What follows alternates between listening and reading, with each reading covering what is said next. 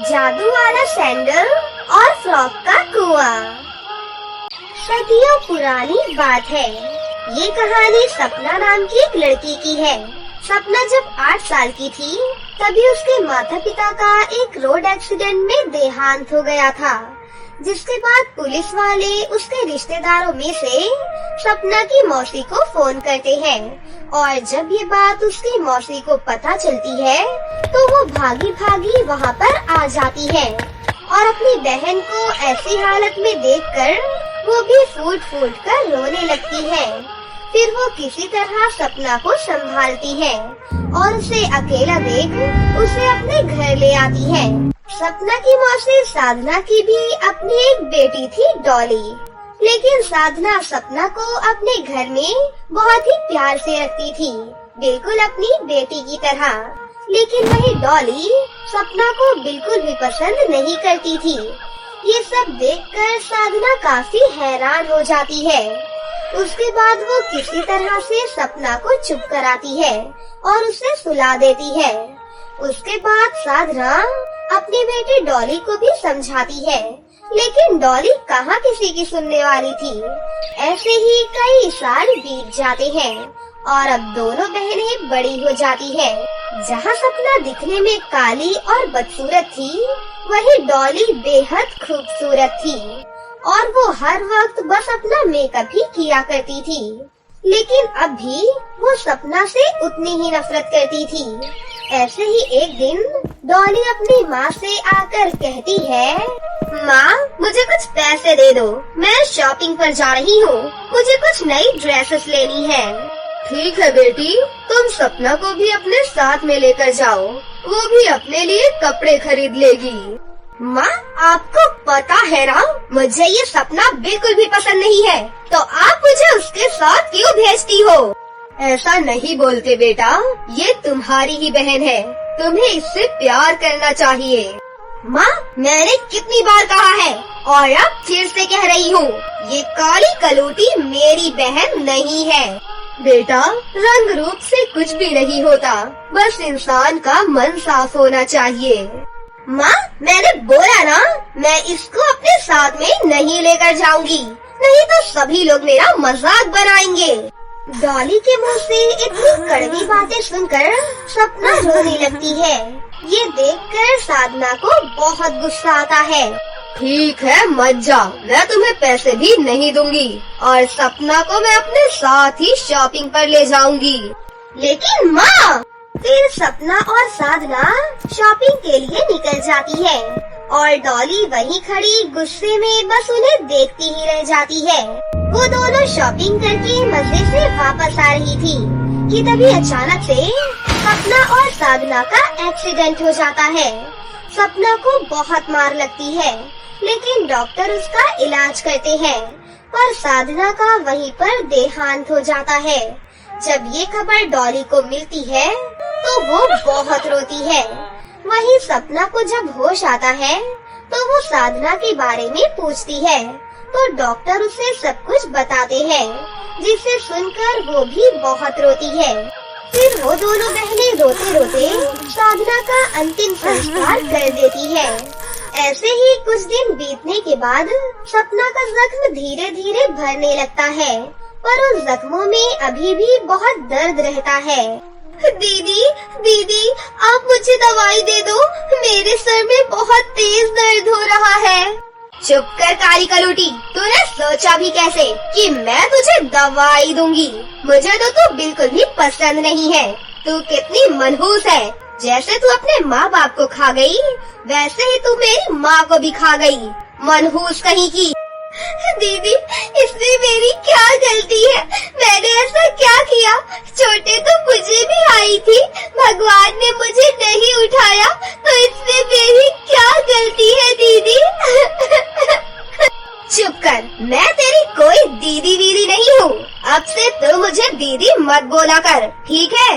अब जाकर मेरे लिए खाना बना कर ले आ, मुझे बहुत जोरों की भूख लगी है।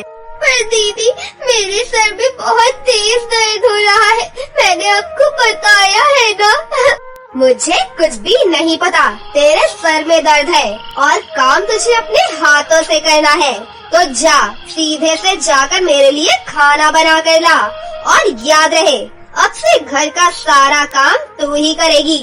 तू अब से हमारे घर की नौकरानी है, समझी तू? फिर क्या, सर में दर्द होने के बाद भी बेचारी सपना को घर के काम करने पड़ते हैं। इस तरह समय बीत जाता है।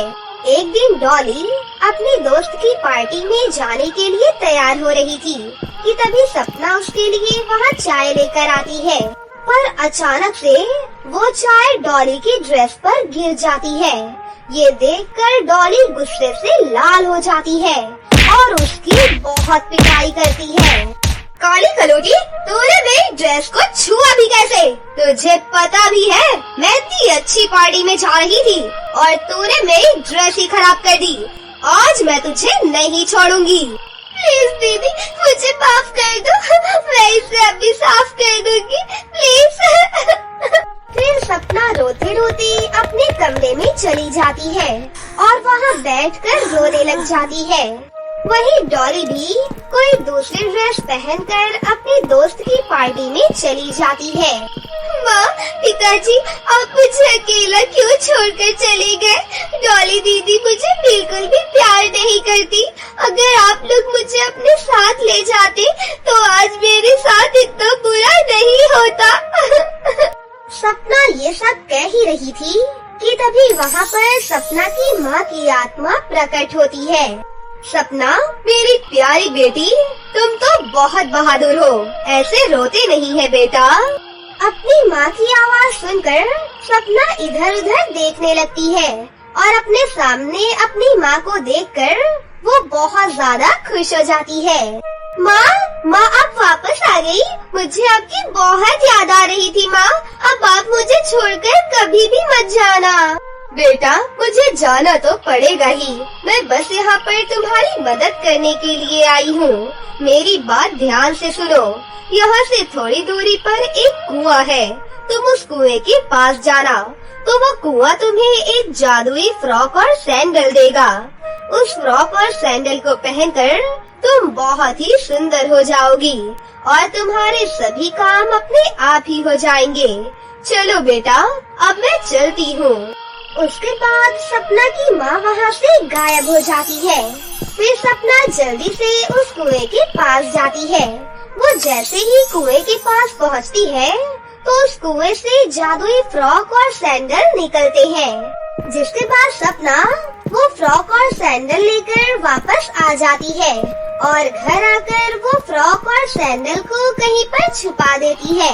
फिर जब सुबह होती है तब सपना वो जादुई फ्रॉक और सैंडल पहन लेती है और उन्हें पहनकर वो जब किचन में जाती है तो घर के सारे काम अपने आप ही होने लगते हैं और अचानक से सपना का रंग भी बिल्कुल गोरा हो जाता है। सपना उस फ्रॉक और सैंडल में बहुत ही सुंदर लग रही थी, लेकिन वही डॉली ये सब देखकर बोलती है, अरे इस काली कलोटी का फ्रॉक और सैंडल कितना सुंदर है और ये इतनी सुंदर कैसे हो रही है? कोई तो बात है। सपना जब किचन में काम कर रही थी तो डॉली चुपके से देखती है कि सपना बस आराम से खड़ी है और सभी काम अपने आप ही हो रहे थे। डॉली ये सब देखकर बहुत चौंक जाती है। अरे ये कैसे हो रहा है? फिर अगले दिन डॉली सपना के पास जाती है और वो फ्रॉक और सैंडल उससे मांगने लगती है। सपना, मेरी प्यारी बहन, ये फ्रॉक और सैंडल तो बहुत ही सुंदर है, इसे तुम मुझे दे दो। नहीं दीदी, ये मेरी माँ की आखिरी निशानी है, ये फ्रॉक और सैंडल मैं आपको नहीं दे सकती। इस तरह सपना उसे फ्रॉक और सैंडल देने से मना कर देती है। ये सुनकर डॉली गुस्से से पागल हो जाती है और सपना को बहुत मारती है और उससे उसकी फ्रॉक और सैंडल भी छीन लेती है। वही बेचारी सपना बहुत रोने लगती है। डॉली सोचती है कि ये फ्रॉक और सैंडल मैं पहनूंगी तो मैं भी बहुत ज्यादा खूबसूरत और सुंदर हो जाऊंगी और उसके सभी काम अपने आप ही हो जाएंगे। फिर वो खुशी खुशी उस फ्रॉक और सैंडल को पहन लेती है पर उसके साथ उल्टा ही होता है और डॉली बहुत काली और बदसूरत हो जाती है। वो जैसे ही अपना इतना बदसूरत और काला रूप देखती है तो वो पागलों की तरह चीखने चिल्लाने लगती है और भागती हुई सपना के पास आती है। काली कलौटी, ये क्या हुआ? मेरा रंग इतना काला कैसे हो गया? तूने ऐसा क्या किया है? पर दीदी, मैंने तो ऐसा कुछ भी नहीं किया। आपने लालच किया, इसलिए आपके साथ ऐसा हुआ। ये सुनकर डॉली को अपने किए पर पछतावा होता है कि उसने हमेशा बस सपना को परेशान किया है। फिर वो सपना से अपने किए की माफी मांगने लगती है, पर सपना अपनी दीदी डॉली को माफ कर देती है। तभी फिर से जादू होता है और डॉली अपने असली रूप में वापस आ जाती है। उसके बाद वो दोनों बहनें खुशी से नाचने लगती है, जिसके बाद डॉली सपना का फ्रॉक और सैंडल उसे वापस दे देती है। उस दिन के बाद से वो दोनों बहनें जादुई फ्रॉक और सैंडल के साथ हंसी खुशी से अपनी जिंदगी जीने लगती है। बहुत समय पहले की बात है। सोनपुर नाम के एक गांव में कल्याणी देवी अपनी पोती सिंड्रेला के साथ रहती थी। सिंड्रेला जब सिर्फ 6 महीने की थी तभी उसके माता पिता की मृत्यु हो गई थी। माता पिता की मृत्यु के बाद कल्याणी देवी ही उसकी माँ और पिता दोनों थी। कल्याणी देवी अपनी पोती सिंड्रेला पर जान छिड़कती थी और सिंड्रेला भी अपनी दादी माँ से बहुत प्यार करती थी। बचपन से ही सिंड्रेला दिखने में बहुत खूबसूरत थी। बालों का रंग सुनहरा, रंग गोरा और आंखें तो बिल्कुल झील की तरह थी। घर चलाने के लिए और अपनी पोती का पेट पालने के लिए कल्याणी देवी लोगों के घरों में झाड़ू पोछा लगाने का काम किया करती थी। अब सिंड्रेला बड़ी हो चुकी थी, इसलिए कल्याणी देवी को उसकी शादी की चिंता सताने लगी थी। वो अक्सर मन में एक ही बात सोचा करती थी, पोती जवान हो गई है, उसकी शादी की उम्र निकली जा रही है, पता नहीं उसकी शादी मैं कब करवा पाऊंगी। गरीबी के कारण कोई शादी के लिए हाँ ही नहीं करता है। हे माता रानी, मेरी बच्ची के लिए कोई पढ़ा लिखा और समझदार लड़का भेज दो, उसकी अच्छे घर में शादी करवा दो भगवान। तभी वहाँ पर सिंड्रेला आती है और अपनी दादी माँ से कहती है, दादी माँ, आपको पता है हमारे पड़ोस वाली प्रिया है ना, अगले महीने उसकी शादी होने वाली है। अभी तो वो मुझसे भी छोटी है और उसके घर वाले उसकी शादी करवा रहे हैं। मुझे तो बहुत हंसी आ रही है। बेटी, हर माँ बाप यही सोचते हैं कि वो अपने बच्चों के लिए एक अच्छा जीवन साथी ढूंढे ताकि बच्चे जिंदगी भर खुश रह सके। दादी माँ, क्या लड़कियों को शादी करना जरूरी होता है? उन्हें क्यों माँ बाप को छोड़कर दूसरे घर जाना पड़ता है? बेटी, ये तो दुनिया का दस्तूर है, इसे कोई नहीं बदल सकता। देखना, मैं भी तेरे लिए एक राजकुमार जैसा लड़का ढूंढूंगी। लेकिन दादी माँ, मैं आपको छोड़कर कहीं नहीं जाऊंगी, मैं आपके साथ ही रहना चाहती हूँ, इसीलिए मुझे शादी वादी नहीं करनी है। चुप कर, ऐसी बातें नहीं करते। लड़कियों को शादी करके दूसरे घर जाना ही पड़ता है बेटी। मुझसे शादी वादी की बात मत किया करो दादी माँ। इतना कहकर सिंड्रेला घर के अंदर चली जाती है और खाना खाकर सो जाती है। सिंड्रेला को सोता हुआ देख कल्याणी देवी सोचती है, कितनी मासूम है मेरी बच्ची, इसको दुनियादारी के बारे में तो कुछ भी नहीं पता है।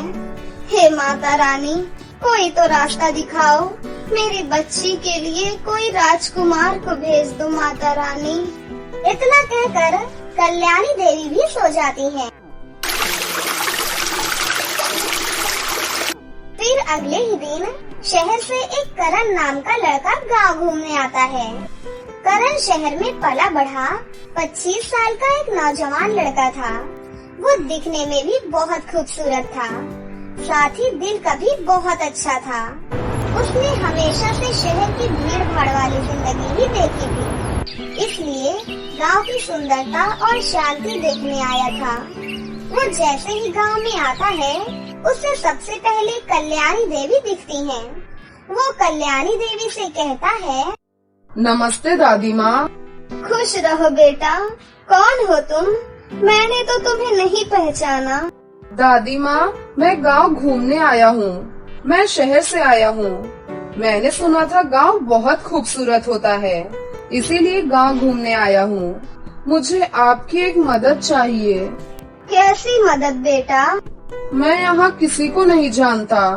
क्या आप मेरे रहने और खाने का इंतजाम करवा सकती हैं? ये लो, कैसी बात कर दी तुमने। तुम तो हमारे मेहमान हो और मेहमान भगवान समान होता है। तुम मेरे साथ मेरे घर चलो। हमारे घर में वैसे भी मैं और मेरी पोती ही रहते हैं। तुम कुछ दिन रहोगे तो हमें बहुत अच्छा लगेगा बेटा। कल्याणी देवी करण को अपने घर लाती हैं। घर आते ही करण की नजर सिंड्रेला पर पड़ती है। वो सिंड्रेला को देखते रह जाता है। फिर कल्याणी देवी कहती है, बेटा, ये मेरी पोती है। इसका नाम सिंड्रेला है। ये 22 साल की हो गई है, लेकिन दिमाग बिल्कुल बच्चों जैसा है। हर वक्त शरारत करते रहती है। अगर इसने तुम्हारे साथ कोई शरारत की तो बुरा मत मानना बेटा। अरे नहीं नहीं दादी माँ, मैं तो चाहता ही हूँ कि ये मेरे साथ शरारत करे। क्या कहा तुमने बेटा? अरे कुछ नहीं दादी माँ। चलिए आप मुझे मेरा कमरा दिखा दीजिए। कल्याणी देवी करण को एक रूम दे देती हैं और उसे खाट पर बिठाकर मिट्टी के कुल्हड़ में चाय देती हैं। क्या यहाँ सभी मिट्टी के बर्तन में चाय पीते हैं? तभी सिंड्रेला जवाब देती है, हाँ जी, और हाँ, यहाँ खाना चूल्हे पर बनाया जाता है और ज्यादा से ज्यादा प्रकृति की चीजों का इस्तेमाल किया जाता है। शहर की तरह यहाँ पर मॉडर्न चीजों का इस्तेमाल नहीं करते। बस इसीलिए तो मुझे गांव बहुत पसंद है। इसी तरह करण कल्याणी देवी के घर में ही रहने लगता है और सिंड्रेला उसे पूरा गांव घुमाती है। करण को सिंड्रेला का साथ बहुत अच्छा लगता है। कहीं न कहीं सिंड्रेला को भी करण का साथ बहुत अच्छा लगने लगता है। मन ही मन वो दोनों एक दूसरे से प्यार करने लगे थे, लेकिन दोनों में से किसी में भी इतनी हिम्मत नहीं थी कि वो अपने प्यार का इजहार कर सकें। इसी तरह काफी समय बीत गया और करण की छुट्टियां खत्म हो गयी। सिंड्रेला, अब मुझे वापस शहर जाना होगा। गांव में इतने दिन कैसे बीत गए मुझे पता ही नहीं चला। मुझे जब भी समय मिलेगा मैं गांव आता रहूंगा। तुम मुझे मिस करोगी ना? हाँ, क्यों नहीं। तुम मेरे इतने अच्छे दोस्त बन गए हो। ऐसा कहकर सिंड्रेला थोड़ी उदास हो जाती है। करण कल्याणी देवी के पैर छूता है और सिंड्रेला को दुखी मन से देखते हुए वहाँ से चला जाता है। करण के जाने के बाद सिंड्रेला शांत शांत रहने लगी थी। पहले वाली चंचल सिंड्रेला अब शांत रहा करती थी। एक दिन कल्याणी देवी सिंड्रेला से कहती है, क्या बात है मेरी बच्ची, तुम बदल कैसे गई? मेरी वो वाली सिंड्रेला कहाँ है जो हर वक्त शरारत करते रहती थी, बदमाशियाँ किया करती थी? दादी माँ, समय के साथ सब कुछ बदल जाता है। मैं भी बदल गई हूँ। इतना कहकर सिंड्रेला वहाँ से उठकर चली जाती है। एक दिन कल्याणी देवी के घर एक लेटर आता है। सिंड्रेला बेटी, जरा इसे पढ़ना तो। पता नहीं हमें किसने चिट्ठी भेजी है। सिंड्रेला लेटर पढ़ती है। वो लेटर करण का था।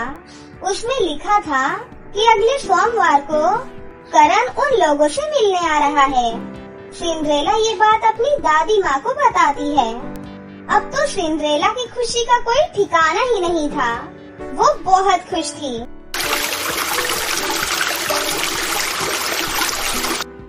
फिर सोमवार को करण उन लोगों से मिलने आता है। दोनों एक दूसरे से मिलकर बहुत खुश होते हैं। इस बार वो दोनों अपने प्यार का इजहार कर देते हैं। सिंड्रेला, ये 1 महीना मैंने तुम्हारे बगैर कैसे गुजारा है, ये सिर्फ मैं ही जानता हूँ। मैंने भी तुम्हें बहुत मिस किया। अब तुम मुझे छोड़कर कभी नहीं जाओगे ना? मुझे जाना तो पड़ेगा, लेकिन तुम चिंता मत करो। इस बार मैं जब भी आऊँगा सीधा बारात लेकर आऊँगा। सिंड्रेला बहुत खुश हो जाती है।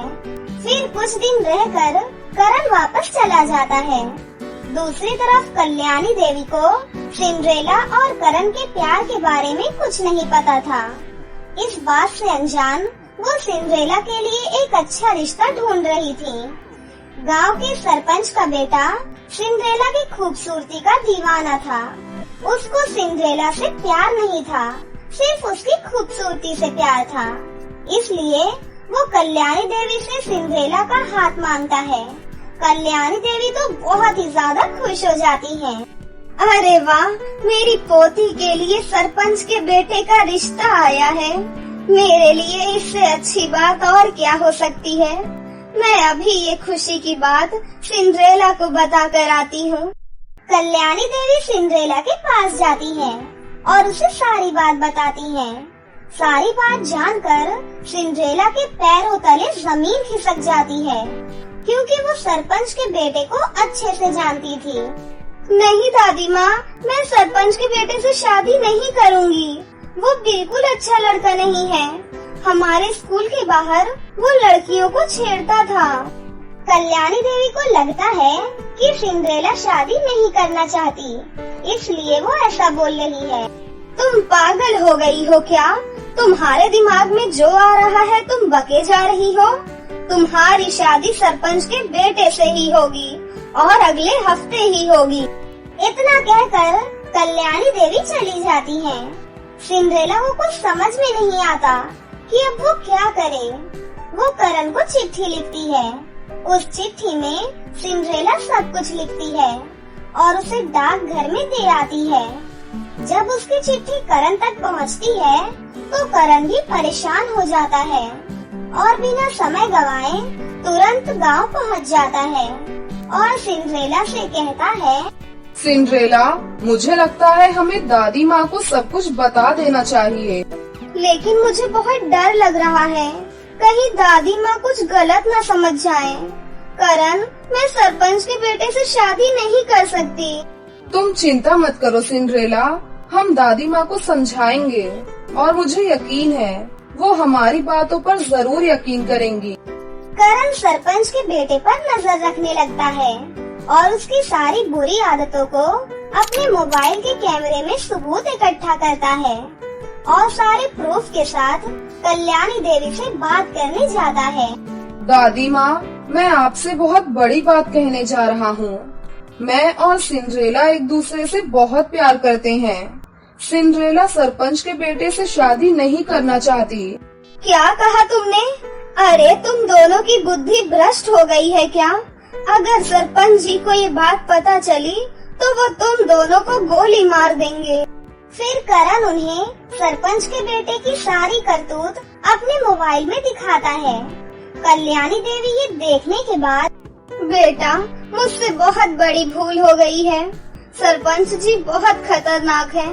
अगर उन्हें इन सब के बारे में कुछ पता चला तो वो हम तीनों को गोली मार देंगे।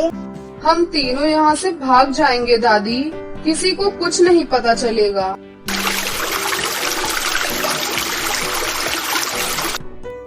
उसी रात करण, कल्याणी देवी और सिंड्रेला अपना सामान बांधकर भागने लगते हैं।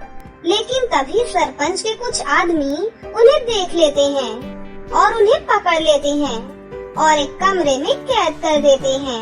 हम तो और ज्यादा फंस गए। कल सुबह तक सरपंच को सब कुछ पता चल जाएगा और वो हम तीनों को मार डालेगा। हे माता रानी, अब आप ही हमारी मदद कीजिए। मैं अपनी पोती को गलत हाथ में नहीं जाने दे सकती। मैं उसके बारे में कुछ नहीं जानती थी, इसलिए मैंने उससे शादी के लिए हाँ की थी। माता रानी, मेरी बच्ची को बचा लीजिए, उसके प्यार को बचा लीजिए। तभी वहाँ पर एक तेज रोशनी होती है और एक जादुई गाउन प्रकट होता है। तभी उस गाउन से आवाज आती है, कल्याणी देवी, तुम चिंता मत करो, तुमने हमेशा माता रानी की पूजा की है, मुझे माता रानी ने ही भेजा है, मैं तुम तीनों को कुछ नहीं होने दूंगी। सिंड्रेला, तुम मुझे पहन लो, उसके बाद तुम एक जादुई लड़की में बदल जाओगी, फिर तुम जो चाहोगी, जैसा चाहोगी, वैसा ही होगा। फिर सिंड्रेला उस गाउन को पहन लेती है। गाउन के पहनते ही उसे एक शक्ति का एहसास होता है और वो कहती है, मैं चाहती हूँ हम तीनों यहाँ से बाहर निकल जाएं। सिंड्रेला के इतना कहते ही वो लोग उस कैद से बाहर निकल जाते हैं और सरपंच का खतरा उन पर से टल जाता है। फिर वो तीनों जादुई गाउन की मदद से सही सलामत शहर पहुँच जाते हैं। दादी माँ, आपका बहुत बहुत शुक्रिया, आपने हमें समझा। बेटा, मैं तुम्हें बहुत अच्छे से जानती हूँ, तुम मेरी पोती को बहुत खुश रखोगे, जीवन भर मेरी पोती का साथ देना बेटा। हाँ दादी माँ। उसके बाद कल्याणी देवी करण और सिंड्रेला की शादी करवा देती हैं। फिर वो तीनों शहर में ही अपना जीवन हंसी खुशी गुजारने लगते हैं। तो दोस्तों, कैसी लगी आपको हमारी ये कहानी? अगर आपको हमारी कहानी अच्छी लगी हो तो इसे जरूर लाइक करें, साथ ही हमारे चैनल को सब्सक्राइब भी कर लें और बेल आइकन को दबाना ना भूलें। मिलते हैं अगली वीडियो में। धन्यवाद।